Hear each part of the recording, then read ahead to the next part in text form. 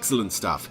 That's Ed Marina, soon be home now. Oh, hello everyone. Sorry, no time for our proper introduction today because we're heading home for Christmas next week. And we're not the only ones who are Earthbound today. Here's Space 1999. So here we are back in the first season of Space 1999, and it's actually been a very long time since we were last here. Looking at my list, that was Pod 33 with Space Brain. Cozy round of. So yeah, it's been a Aren't we doing well?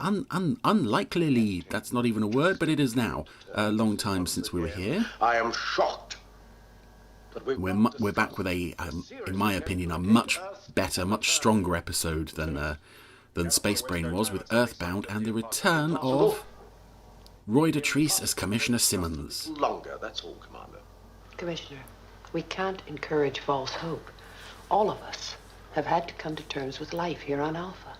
Somehow, off screen. We should maintain it. Yeah, this is I so wished there could have been some continuation from the first episode, and I think a lot of people did. Like, aside from the fact that they were on course to go to Meta and visit, and then absolutely nothing happened with that. But I think more interesting is the how the Alphans actually sort of addressed the issues of survival, which would have been fairly important priorities at this point. What kind of a powered object? So it's nice that the series, although it never quite did a proper successor to Breakaway, it at least remembered, hey, we had this Commissioner Simmonds guy around. He was still around when we ended the first episode. 1 and 2 on the pad for immediate liftoff. I want to show our visitors every kind of welcome. And if they're hostile, sir, you'll be the first to know. Subject, unidentified, powered object. Oh, a U-boat. Object will orbit Alpha position at coordinates 9079. Yeah, we have an incoming alien spacecraft.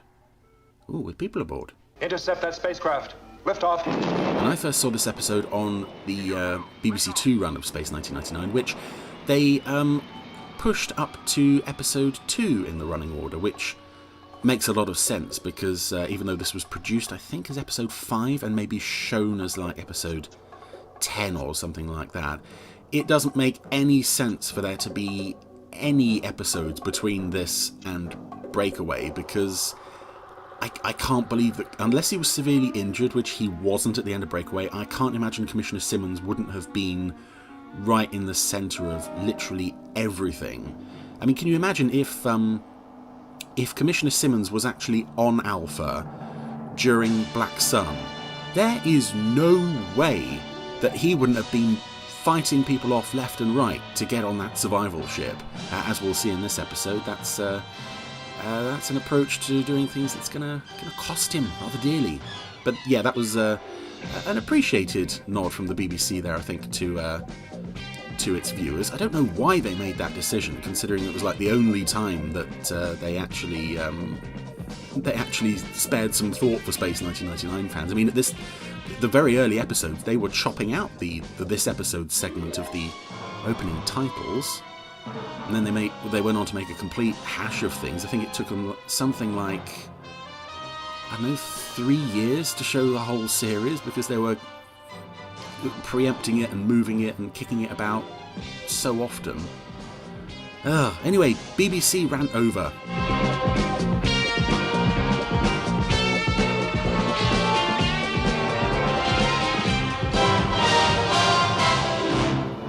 They're in trouble. They're not going into orbit. Follow it down, Eagle 1. And I really like, as well, with this one, the somewhat understated fact that this is essentially humanity's first contact with an alien life form, if you look at it in terms of... Oh, Alan's co-pilot just disappeared there. Of this taking place immediately after Breakaway, as it did in the BBC running order, that they're not sort of... Alpha doesn't immediately leap to like a war footing. They're giving these people like every opportunity to signal their good intentions, and Get security to join us. Right. and now they're sending out a rescue team to help the crashed spaceship. Better come too. Commissioner, right now I need a doctor and a scientist out there, not a politician. And of course, that sets up Simmonds' role for this episode of being essentially absolutely superfluous to everyone and everything on Alpha. And in that sense, you can understand his frustration that guides a lot of his actions later on. And Roy Dotrice is a wonderful performance, a wonderful actor giving a wonderful performance. I kind of wish that we could have seen more of him, but I think I'm just so grateful for the fact that they remembered he existed and they brought him back for this. So the Alphans are riding to the rescue in the nice red striped rescue eagles. One of the few times we actually see this one in the series. It's one of those things they dropped for the second year, and I never quite understood why, because it makes so much sense to have Looks like some kind of a hatch on the port side. a dedicated eagle for rescues and a dedicated eagle for science things. And I think they kept the science pod eagle, but the rescue pod eagle just got dropped. I think it's in like one episode. I think it's in Space Warp, actually. In the hangar you see a red striped eagle pod. Otherwise, but this is something I could never understand. They have a docking tube that extends from the side of the passenger module, even though there's clearly no room on the passenger module set for that thing. And Alan is leaving the rescue pod there, and he's taking the Eagle back to Alpha. 'Cause they're only going onto an alien spaceship. There's nothing that could go wrong there. Yeah, very odd. I put that down to sort of early episode weirdness. I don't think it ever happened again that they just put a pod out there and then left. Looks like a central locking point. That's it. Stand back. I did it. Hooray for me. I mean, Victor did some of the sciencey stuff, but it's mostly me. And I do love this in first season Space 1999, is seeing the Alphans presented with a mystery and watching them trying to find a way in as best they can with their limited understanding and relatively limited science. In some episodes it kind of unfolds rather slowly, but in this one I think it's a lovely process of seeing the ship, and then, as we are now, making our way inside. Although everyone's kind of galumping around rather sort of we're in space kind of way. And it almost, this Caldorian, I gave it away, spaceship almost looks a bit TARDIS-y, in fact, were it not for the cases of all the unconscious or hibernating aliens lying about the place. Suspended animation? Could be. Tony, go back to the ship, bring back some lights and Dr. Russell's equipment. Do you want any beer, John? Paul, activate gravity control and atmosphere. So Paul can just press a few buttons, and that's it. Paul has magically sorted it all. Yeah, and Alan is not even waiting on the pad in case they need rescue. He's back in main mission. He's out of his spacesuit. And None of us knows for sure, Commissioner. Now hold your horses, Commissioner. We're all breaking our necks for a look. yeah, I really don't understand why they just left the pod out there. Because if the aliens were hostile, they'd be screwed, the Alphans. They'd be gobbled up. No heart function, no brain activity. And as far as I can tell from radio microanalysis, the skin tissue shows no evidence of cell growth. Well, we've taken every possible precaution. There's nothing else we can do. Barry Morse is having such fun examining all the strange props. And again, the fact that this interior spaceship looks so much like a TARDIS. He looks so much like the Doctor wandering around in it. So now we're running a screwdriver into one of the hibernation pods, but it doesn't work so well. And we've exploded one of the peoples. That's it. All the aliens are woken up, surrounding John and Helena and Victor. Interestingly, the two security guards seem to have disappeared into thin air. I'm sure they'll be back later on. And of course, the leader of the aliens is none other than Christopher Lee. And the fact that he is Christopher Lee is earning him a advert break close-up. Because he's not happy Helena killed one of his peoples. All our instruments indicated that life no longer existed. Only then did we break the seal. And it's her fault, so don't look at me like that. I didn't do it. Yeah, so Christopher Lee playing an alien in Space 1999, and of course the first season of Space 1999 had a lot of big name guest stars. I don't know if this role is a especially good use of your Christopher Lee. The fact that he is Christopher Lee, the fact that he is this very tall, imposing presence, certainly works in the episode's favour. But I also think, many actors could have pulled off this part to equal effect. But obviously, Christopher Lee adds a bit of gravitas, bit of dignity, bit of selling power for this show. Although I gather that he, in later years, when people were asking him for autographs and such, this was one of the things he wouldn't sign autographs for. I don't know where I picked that up from, but I'm pretty sure that's right. Have the crash unit stand by. They're going to fly the spaceship in on half power.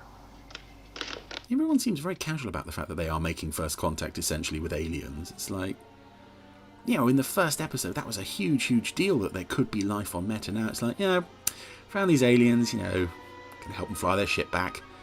They also seem to be abandoning the rescue pod entirely.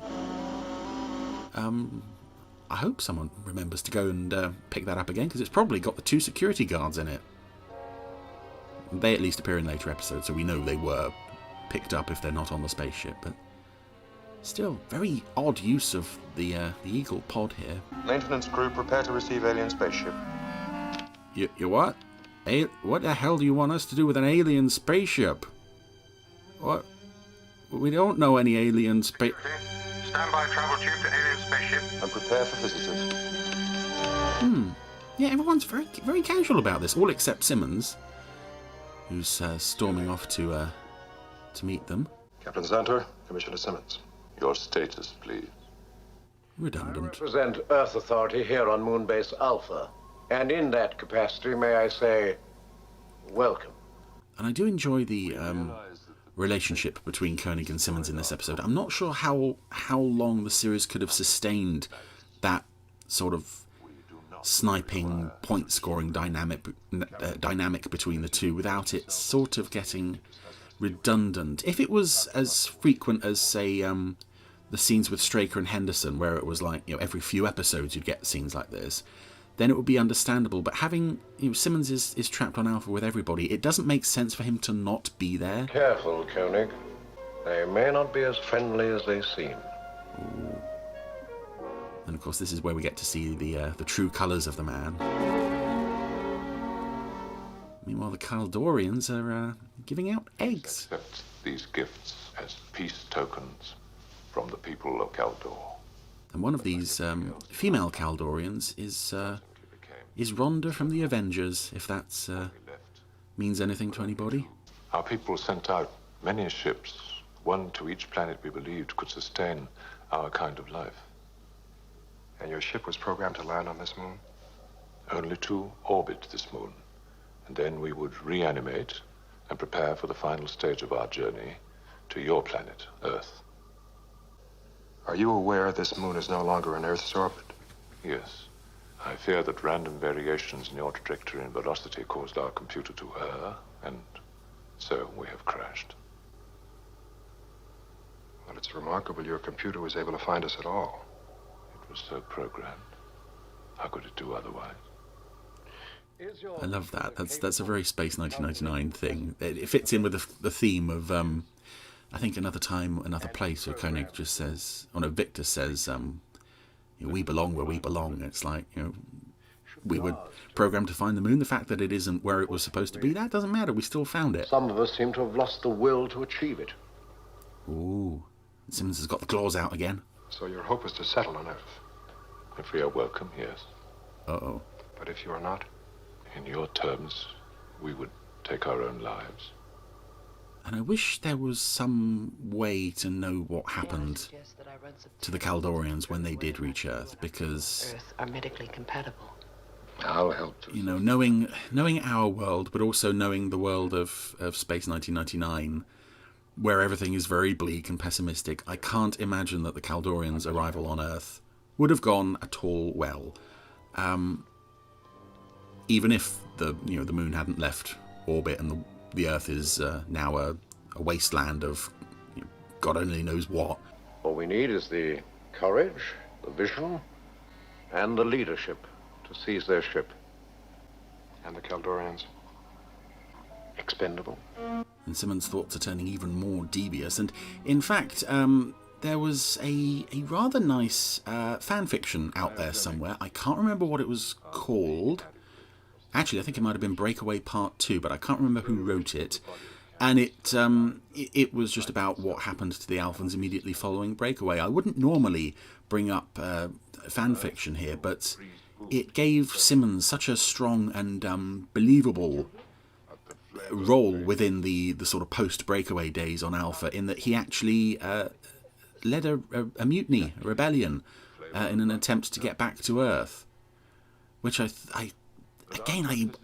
one of those things I wish we could have seen on screen, as to create a cycle which holds all the not only how the Alphan community in general adapted to life on Alpha, but how individuals to human use. Because nobody, I don't think, is ever shown like in any particular state of shock or grief. Certainly not after the first episode. Everybody just instantly accepts it. I find you sufficiently human, Captain Santor.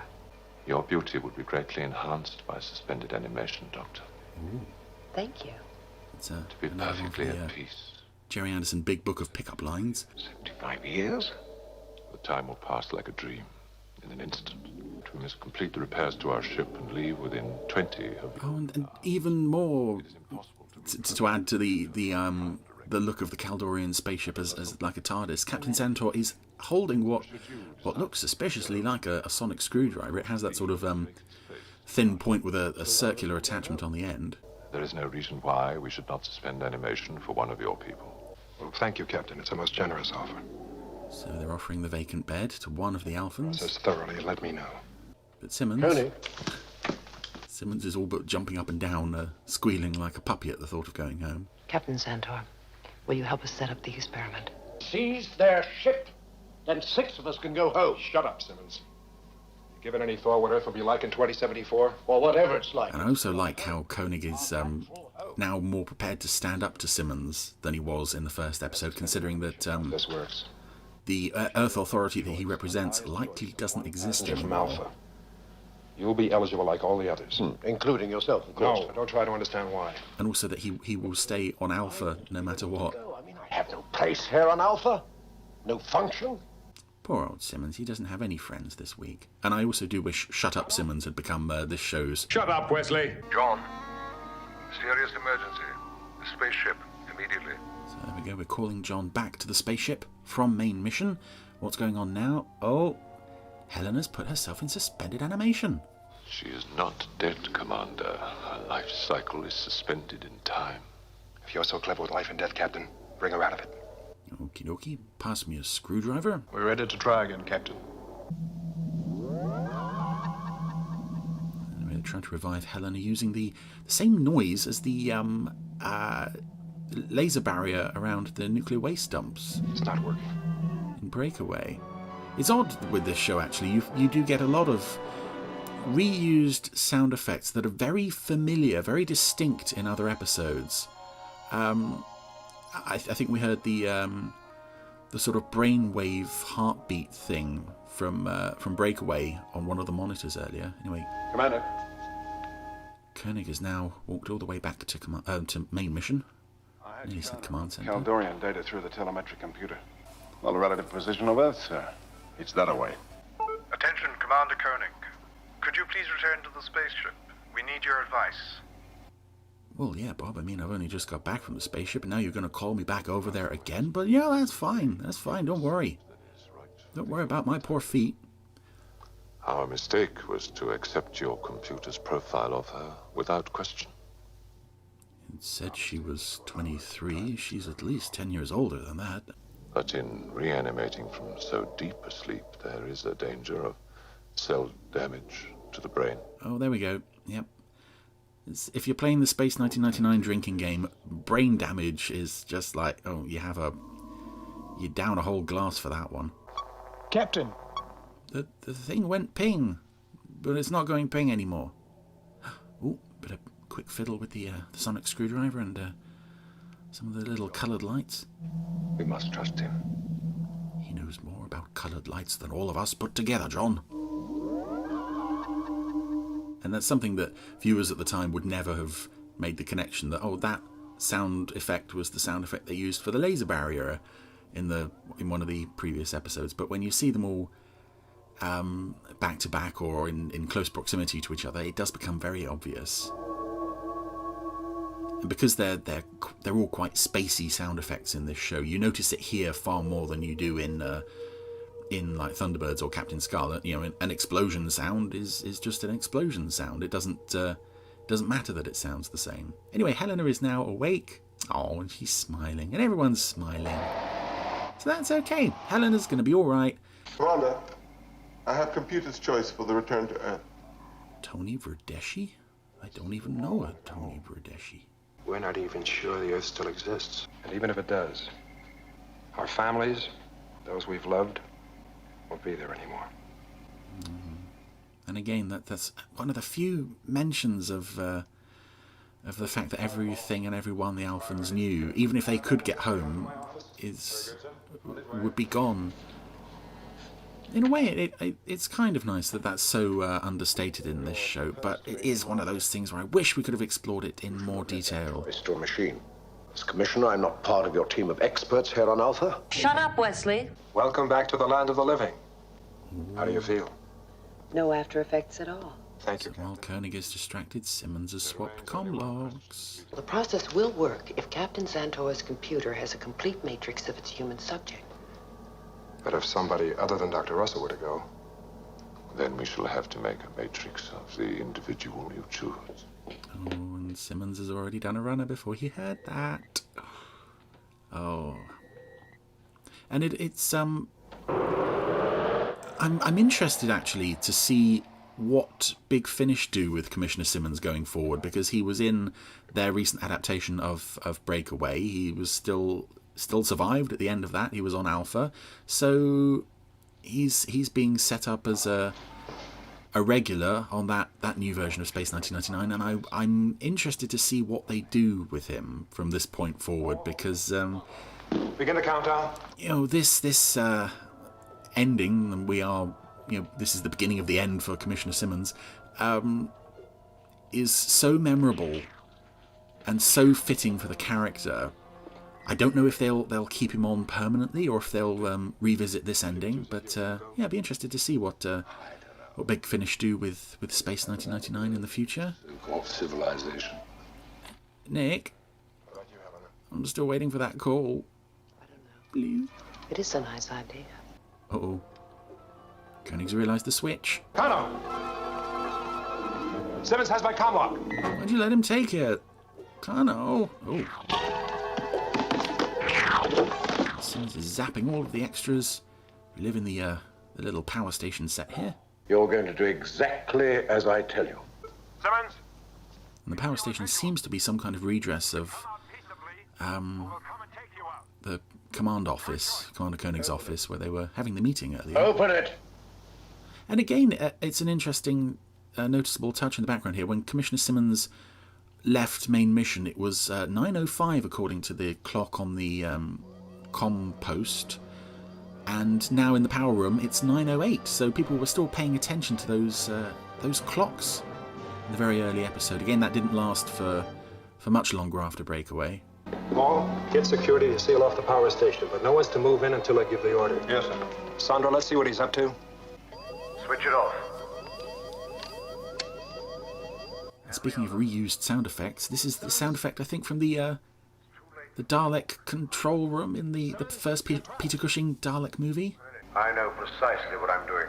Oh, and here the clock now says 9:10. I love the attention to detail like that, and especially in the very early episodes. Stabilize our backup power. Trying to, sir.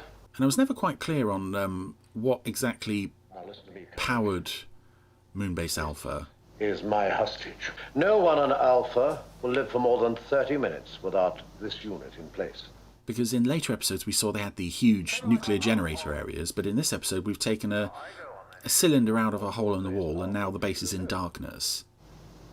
It's up to you. And since this is the power station, we can assume that this is something power related. It's not specifically the life support system. Countdown is T minus 28 minutes. Do I continue counting? Which we saw later in the beta cloud was also a similar tube in the wall that Continue. that was also somehow connected to the lights. I got to be commissioner by doing what was necessary, not what was right. Now you have 15 minutes to persuade your alien friend. And again, with Simmonds, there is an element of sympathy there, because he is essentially an outsider in this this setup of Alpha. He now serves no function. It's kind of reminiscent of sort of the Straker-Henderson dynamic that we saw in UFO. He's not necessarily a bad person, he just feels like he's been pushed into doing a bad thing. But ultimately, the difference between, I think if you put Henderson in this situation, he would accept it, whereas Simmonds basically doesn't care about any of the other Alphans at this point, I don't think. We can take him on his way out of the ship. We can't afford to play games with that converter. It's wrong, John. Our wall cylinder thingy. Commissioner Simmonds insists on returning to Earth with you. Unless we agree, he'll destroy Alpha. Is he capable of carrying out this threat? He is. He's stolen our thingy from the wall. I agree. It's blackmail. Let him go, Commander. We'll be well rid of him. I like that Koenig consults everybody as well before making the decision. Simmonds! Because in later episodes he did feel like sort of supreme authority, and what he said goes, but here it's nice to see him, gauging other people's opinions and reactions to the situation. Program Commissioner Simmonds restricted access from the power station to the spaceship. Thank you, Captain. I understand your position, Commander. Commissioner is diseased. Oh, sick burn. And Simmonds doesn't. Simmonds just sort of grins smugly. It's that. Yep, I'm scum. I'm scum, and I'm happy with that. Anyway, time to go. Simmonds forcing Xantor onto the travel tube. I'm wondering if this is actually the one of the most star-powered Jerry Anderson episodes ever made, because we've got Christopher Lee and Roy Dotrice, who was, he was a pretty big name himself. So now that it's time for takeoff, the TARDIS interior spaceship is glowing all sorts of nice rainbowy colours as the Kaldorians settle down for bed. Now remember earlier that Xantor did say that the computer on the spaceship had only taken a scan of Helena, so if anyone else was going to come with them, they would need to take a scan of them first as well, and Simmonds hasn't let him do that.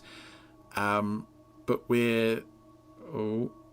Simmonds hasn't realised that, because he wasn't around for that part of the conversation. He's settling down for bed, the same way he's seeing all the other Kaldorians doing. Oh, the side of the case is sealed. That's it. That's the Kaldorian spaceship safely away. It is a very odd exterior design, the Kaldorian spaceship. It's nice and weird, but the way it flies, it kind of reminds me a little of sort of alien spaceships from Fireball XL5. But it's still a cool design. I seem to remember they made a toy of it back in the day, and that'd be a nice thing to have in a proper model of, I think. Anyway, we're now back on the spaceship. Simmonds is waking up, and he's quite happy. He feels okay, but none of the other Kaldorians are waking up. But he doesn't care. Hello, Earth. This is Commissioner Simmonds, returning home after 75 years. Commander?